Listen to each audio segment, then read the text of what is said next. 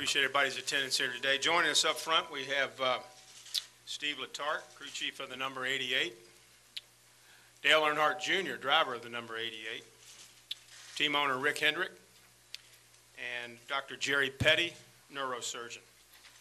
This time I'm going to call on Dale-Earnhardt Jr., who has some things he'd like to share with everyone, and then we'll open it up for questions.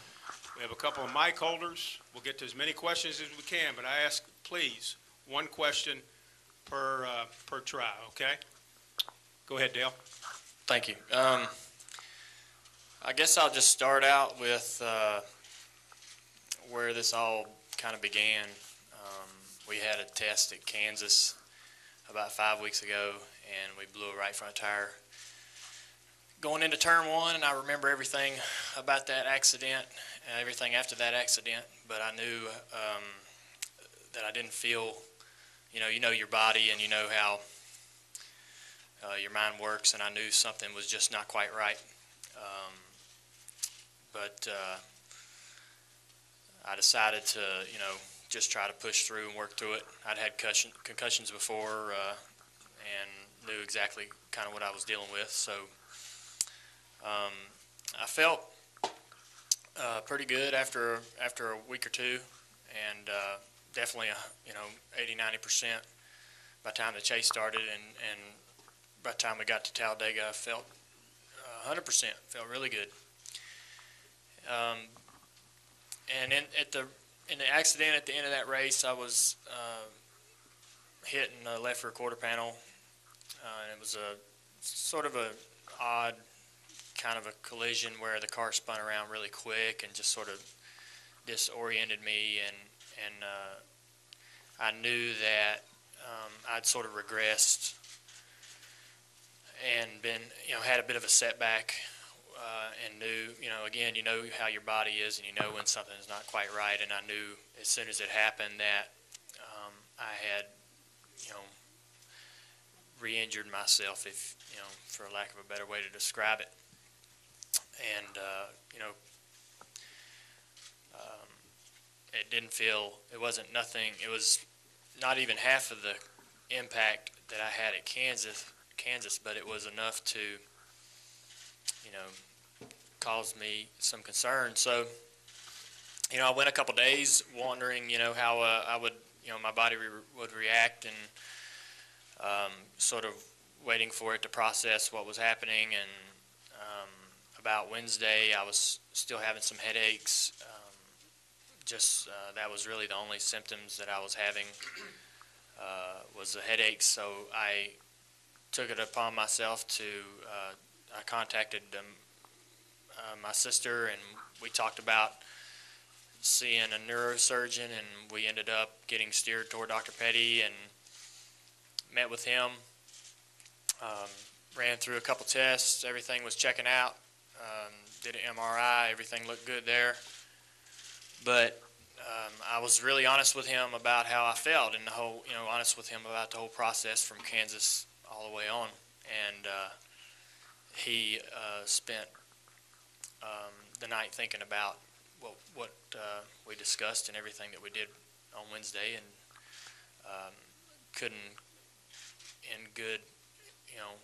couldn't clear me to race this weekend. So I trust his opinion. That's why I went to see him. He's been a good friend of mine for a long time, and has helped me through a lot of, injuries before. So I believe, when he tells me I don't need to be in the car and I need to take a couple weeks off, that's what I need to do. So, that's pretty much the extent of it. I got a lot of support from my team. I'm excited about their opportunities the next couple weeks with Regan, and just looking forward to, getting this cleared up and get back in the car as soon as I can, so I can get back to working with my team and get back to competing on Sundays. Thank you, Dale. We'll take questions now. Please raise your hand. Identify yourself by your affiliation. Let's start here with Jenna, and then we'll go to Claire. Jenna Fryer, AP. Dale, did you see anyone for the Kansas the issues you had at Kansas. And if you knew immediately why, that something was off on Sunday, why did you wait until Wednesday? No, I didn't see anybody at Kansas. I regret not seeing somebody after that happened. I was stubborn, and like I'd had concussions before, and knew what I was, thought I knew what I was dealing with, and felt like, that I was capable of doing my job. And I had called Steve. We talked about how I was feeling, and I told him that I really, I felt pretty good, but I really wouldn't know if I would be able to compete until I got into the car. When you have a concussion, the symptoms can be really mild, and then they'll typically go away after a couple days, and you feel perfectly normal. But then when you get in a car and you go around the track at a high rate of speed, you start to understand that some things just aren't quite where they need to be, and some reactions just aren't as sharp. And you really can't get a measurement of that until you're in the car. You can't even, there's just no way of knowing until you can drive. And I wasn't willing to, with the chase coming up, I didn't know how difficult, if I was to volunteer myself to medical attention and be removed from the car, I didn't know how difficult it'd be to get back in. And but I was honest with Steve and told Steve, I said, when we get to Atlanta, and if I don't feel good, I'm going to be honest with you and tell you that we need to have something in as a backup plan for me to get out of the car. I wasn't going to drive the car if I felt like I was going to deal my crew chief and my team a shorthand that weekend. But and that's kind of the same reason I waited till Wednesday. It was the shot at Kansas was, I think we got the data, but it was around 40 G's, and the shot at Talladega was only 20 G's. It wasn't really that big of a wreck, and the fact that I felt the way I did was what concerned me after the accident at Talladega, because it wasn't that hard of a hit. So I wanted to process how I felt over a couple days, and we went to the doctor Tuesday, actually. So anyways, we I just wanted to process what was happening, and I knew having them two concussions back to back was not a good thing. So I needed to go see somebody regardless of whether I wanted to get out of the car or not. So just for my own well-being, I couldn't, if I didn't need to go out and get in a race car and go get hit again, I needed somebody to tell me that, because I was going to have a hard time making that decision for myself, because I feel perfectly fine, but I don't want to keep getting hit in the head. Let's go with Claire B., and then we'll go to Bob Pockris. Go ahead, Claire. Claire B. Lang, Sirius XM NASCAR Radio. Because you drove your car away at Talladega, you weren't required to go to the care center. We've come a long way from where drivers would lie and not say that they had concussions, or Ricky Rudd taped his eyes open. But what do you feel about concussions in general? And do you think you wouldn't have made the decision yourself to have it checked out had you not, because you were able to drive your car away at Talladega? I just feel like that if you have more than one in a small period of time, you need to take that quite seriously. That's how, I had the one in Kansas was really bad, and then to get shaken up so quickly over something so kind of trivial, that accident was. I've been through tons of last lap wrecks at Daytona and Talladega, and that one shook me up, and I just thought, maybe I should take this seriously. Let's go to Bob, and then we'll go to Marty. Go ahead, Bob Pockris. Bob Pockris, Sporting News. For Dr. Petty, Dale's been saying that he kind of knows what he's dealing with as far as concussions. What is he dealing with, and what does he need to do to be cleared to race? So far, what we've done is Dale, the first thing he had was an impact test, which is a test that we've been using more and more with drivers. His exam was entirely normal, except that his main thing we were seeing for were symptoms, or he had very few signs at that time.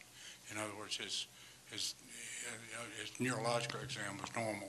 We wanted to get an MRI scan, and we did an MRI the following morning, a special MRI that we had to wait a while to get because we wanted to get a special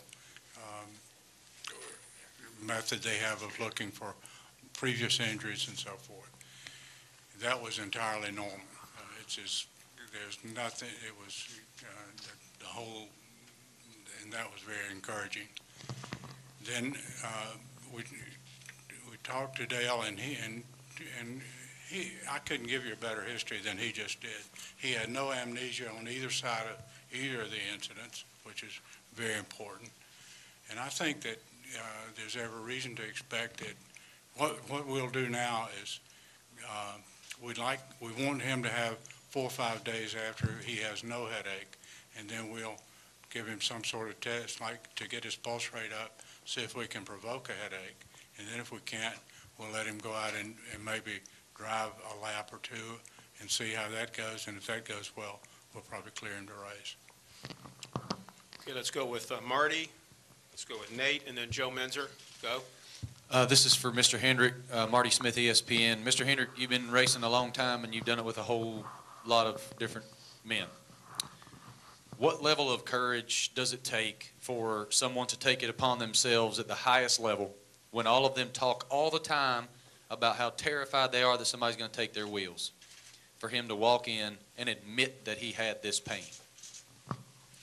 Well, I think that's one thing everybody admires about Dale is how honest and upfront he is. He cares a lot about the team, his fans, and the sport in general. And but when he knew that there was something not right, he went to see Dr. Petty here, and you know, I admire him. I think a lot of guys would try to play hurt, but when the doctor tells you you get hit again, like right away, it could be catastrophic. So, you know, I think this deal has worked out extremely well as it could. I mean, we were so happy yesterday that the MRI was completely normal, that no damage. We don't have a problem there. And for these two guys to have the kind of year they've had to lead the points and get in the chase, and we've got a lot of years left to race. I always want to be on the side of safety, and I applaud Dale for raising his hand and going in there and getting checked out. Let's go with Nate Ryan, Joe Menzer, and then Jim Utter. Nate Ryan, USA Today. For Dale, you said you've had other concussions in the past. We know there was the one in 2002. Have there been others in between then and now? And have there been other instances where you haven't gotten it checked out and you've just known that the symptoms are going to clear and you'll be okay once you get back in the car? Well, I can't really recall precisely every one I've had. And me and Dr. Petty were trying to count them the other day, but you know, those were really mild, and you were fine in 48 hours. For whatever reason, you know, the wreck at Kansas was just really severe and really surprised me. You know, how tough it was to get past that, and I thought I was, you know, in the clear, but just that little, you know, just that little accident at Talladega, you know, I started having headaches and stuff immediately after the wreck, and then the next day and on into Tuesday, and I thought, man, you know, this is pretty soon after the other accident in Kansas. I should probably take this really seriously and seek some professional opinions on this. But typically they only last about 24 to 48 hours and go away, and sometimes you don't even, sometimes, to be honest, you really don't even know you have a mild concussion. Let's go with Joe Menzer, Jim Utter, Viv Bernstein. Joe Menzer, NASCAR.com. Dale and Rick, concussions have been in the news quite a bit lately, particularly with the NFL. In light of that, how much of a concern is this for your long-term health, and did that kind of play into it at all? I think that, you know, I don't think that it played into it a whole lot. When something happens to your body, if I want to, live a healthy life, so I'm going to make sure that I'm doing the right thing, and that's all I felt like I was doing here. And I think that if I give myself time to, get healed up, I can race for as long as I want to race, and that's my objective. I think the real good news is that it has come to light with the NFL, and Dr. Petty handles the NFL guys with the Panthers too, and there's another doctor here too with him, and there are some things they can do to help it along and protect them, and he was explaining all that. So the good news is, this is kind of preventive maintenance, not to take a chance, and there's no damage, and but I think when you find out that you're okay, and but if you were right away have another one, it could be a big problem. Then I think guys are going to have to pay attention to it, just like the NFL, just like I heard on Sports Center talking this morning about 2 or 3 different people that were waiting to get cleared to play this weekend. So, as Dr. Petty said, he can't drive until these things happen. So I think it's good that it's, all the safety stuff we have in the cars today. There's probably was a lot of, I can remember in my career, broken legs, broken arms, guys sitting out for different stuff, and we don't have that. I remember Terry Labonte having to sit out when he had that inner ear problem, and I think that the good news is the cars are so safe, the medical field is so advanced. If we do what they tell us, we shouldn't have any trouble. So Jim Utter, Viv Bernstein, Doug Rice. Jim Utter, Charlotte Observer for Dr. Petty. It seems like a lot of people, when they talk about concussions, make it seem to be a cut and dry thing. But in this instance, Dale Jr. talked about the test being normal, and a lot of it seems to be based on him telling you the symptoms that he's experiencing. I was just wondering, in your dealing with athletes, is it mostly listening to them tell you the effects of after an incident, or is it a combination generally of test results and them telling you what's going on? It's a combination in some regard. If an MRI scan or CT scan is abnormal, then it's no longer a concussion. It's a hemorrhage or a contusion, or that's by definition, it's not a concussion. So some of the testing that's done, like the impact test that Dale had, those are tests that we can follow. And if he should have an injury again in the future, we can use that as a baseline, and then what we want to make sure is that baseline doesn't start to fall off, and even fall off without being tested. The period of what he has is really called a diffuse axonal injury, and it's something that does not show on scans, and we don't have a test that will show that other than symptoms and signs. Sometimes there will be some residual signs left over, but Dale had none of those. He had his eyes did what they were supposed to do.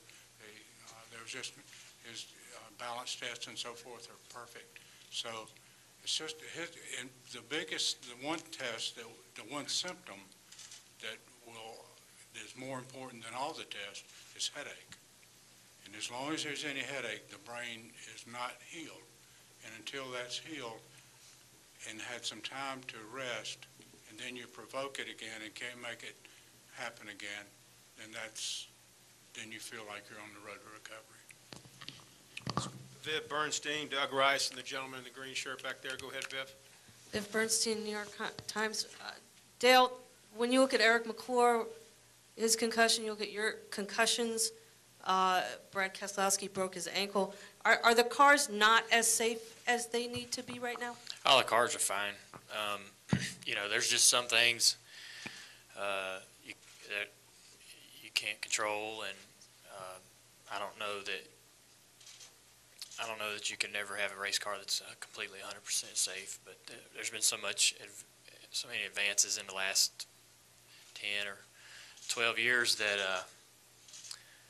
that have made this sport incredibly safe. So I have no worries about that. Let's go Doug Rice. Let's go the gentleman in the green, and then Lee Spencer. Go ahead, Doug. Doug Rice, PRN. Dale or Rick, was there any consideration, Dale, of having you possibly set out the rest of the season as opposed to just Charlotte and Kansas at any point in time? No, not really. You know, I would love to race this weekend, and I feel perfectly normal and feel like I could compete if I were allowed to compete this weekend. But I think that you know, the basis of this whole deal is that I've had 2 concussions in the last 4 to 5 weeks, and you can't layer concussions. It gets extremely dangerous. So I really, you know, I think that, you know, we could easily have chosen to do that, but I'd like to get back in the car and compete as soon as I can, as soon as the doctors feel like I'm able to do that. Gentleman in the green. Let's go Lee Spencer, David Newton. Aaron Burns, Mooresville Weekly. Dale, what's your situation going to be like in the next 2 weeks? Are you going to be keeping the same role as a driver? Are you going to be working with Regan any at all since he's taken over the car? What's your role going to be like? Is it going to change any? Well, I really don't know. I just, you know, I probably need to, you know, rest and relax as much as I can, allow my brain to take a break and get some healing done. But you know, Regan's doesn't need any tutoring or anything like that. He's ready to go. He's going to do a great job. I'm excited for his opportunity. He's a really good guy. Been a good friend of mine for a long time. So under the circumstances, I think this is a really neat opportunity for him. And I think that Steve and the guys will enjoy working with him. Let's go Lee Spencer, David Newton, Bob Dillner. Lee Spencer, Fox Sports. Considering the incredible season you were having, did it make it even more difficult to make this decision, you know, the first time, the second time, and is it just frustrating because of how well you and Stevie were working together? It's frustrating. I really didn't get to make the decision. I left it in the hands of the docs, and I believe, and I'm going to do what they tell me to do. But it's pretty frustrating. I just enjoy driving cars every weekend and enjoy going. I look forward to being at the racetrack with Steve, so I'm going to really miss that. Okay, let's go with David Newton, Bob Dillner, Jeff Gluck. David Newton, ESPN.com. This is for Dale Jr. and to Dr. Petty, if you would address it. I know in the NFL, if you have a concussion, they make you sit out, 6 or 7 days before you go back in. NASCAR drivers have kind of hid this fact like Dale Jr. kind of did after the Kansas incident. Does there need to be more stringent rules or something that would prevent drivers from being on the track with concussions? We've patterned our rules after the NFL to a degree. We would do the same procedure about giving them 5 or 6 days without a headache and then doing provocative tests. I don't think that, so far as I know, they're not allowed to go back any earlier than some of the NFL guys are allowed to go back. Let's go Bob Dillner, Jeff Gluck, and then Al Pierce. Bob Dillner from Speed. Dale Jr., one question for you. I know you said you have to rest up a little bit, but will you come to the race this weekend to support the team? And for Steve Letarte, what have you have to do to the car to prepare for Regan Smith to race this weekend? Yeah, I don't have any plans of being here this weekend. I think that I'd be more of a distraction to the team and their efforts in the race. I think they got a good opportunity to have a good run this weekend, and I feel like that, you know,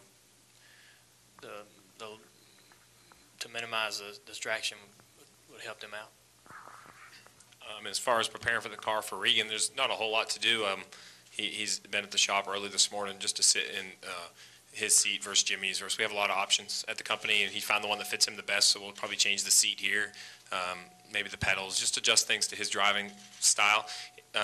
He'd probably have to get on the racetrack to really fine-tune everything exactly like he wants it, but they're reasonably close to the same size, so it shouldn't be much of a problem at all. Let's go Jeff Gluck, Al Pierce, Randy Kovitz. Go ahead, Jeff. Jeff Gluck from SBNation.com. This is for Steve. Steve, right here, sorry.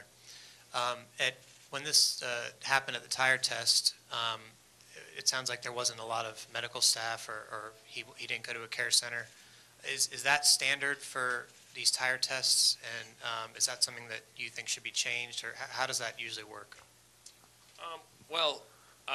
There was a medical staff there. He was seen in the ambulance after his accident. I think he was seen there. As far as the care center, what should be standard, I kind of leave that to the experts above me. I stick with crew chiefing and race cars, and I don't know if I'm really the guy that can answer that question. I think injuries are complicated, and I think every situation can be different. We test all over the country, whether it's a tire test or whether we're by ourselves at a straight line test or Nashville. Any time a car's on track, there's inherent risk of injury. So I don't know if there's any real. I wish it would be a cut and dry answer, but I don't really think there is a cut and dry answer. Let's go Al Pierce, Randy Kovitz, and then we'll go to Seth Livingstone. Yeah, for Rick, Al Pierce from Auto Week. Rick, can you give us the precise, as best you can remember, timeline on when the decision was made yesterday, what time of day, when did you contact Regan? Kind of give us not a minute by minute, but maybe an hour by hour progress of how all this came about. Let's see. Dale went in to have I talked to Dr. Petty Tuesday night. Dale had an examination Tuesday. Wednesday he had a MRI. I went down, Stevie and Kelly, to his office and saw the MRI, and it was normal. And at that point, Dr. Petty had already said to me that morning, that he was not going to clear Dale to drive. And but we were wanting to know if there was any damage or injury. Then because Kelly has been working with Regan and Junior likes him, I called James Finch last night about 10 o'clock and asked him could we use Regan, and he agreed, and that's told Stevie last night, and then 8 o'clock so this morning he called Regan, and we told him we had it cleared with James, and that's where we are right now. Randy Kovitz, Seth Livingstone, Tom Jensen. Go ahead, Randy. Dale, Randy Kovitz, Kansas City Star. I was there when you went into the corner.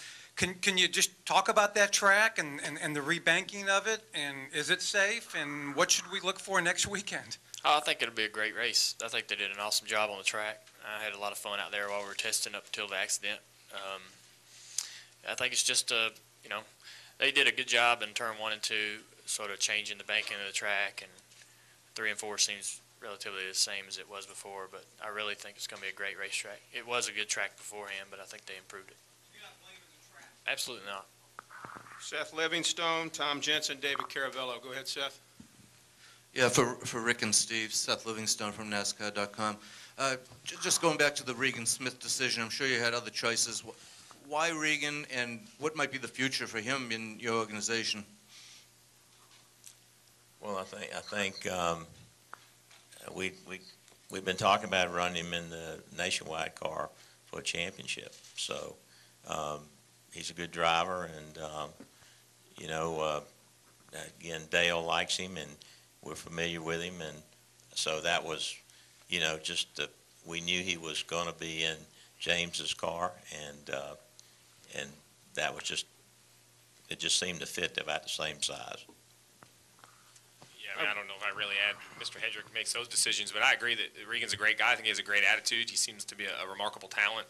He's part of the Chevrolet family, which obviously helps that when he comes and drives our car. And we were just looking for someone that could come in and do a great job, and we feel he can. And the fact that Dale believes in him so much really made the decision even that much easier. I'm going to take 2 more. We got Tom Jensen, and then we'll finish with David Caravello. Hi, Dale. Tom Jensen, Speed.com. What are your emotions right now? We've seen drivers on the verge of tears when they've had to give up their cars in mid-race, and some very emotional feelings. How are you coping with that? Yeah, I'm really gonna feel pretty odd not being in the car. I'm anxious, real anxious, just to get back into the car and get back to, I think you learn not to take things for granted, and I just hate that this has caused such a fuss. Finish up, David Caravello, final question. David Caravello, NASCAR.com. Dr. Petty, when it comes to concussions, first of all, are you more susceptible to them going forward when you get one? And then I'll ask you another one right after that. Are you more susceptible to them once you get one? Yes. Secondly, how much of diagnosing all this hinges on individual admission? 90% of concussion probably depends on individual information. I mean, the headache, people around you might notice that you're different, but by and large, it's a patient's, the history that the patient gives is the thing that tells you that they've had a concussion. A concussion can be seeing stars. A concussion can be just being addled for a minute. Anytime the brain's not doing what it's supposed to do after an acceleration or deceleration, that's a concussion.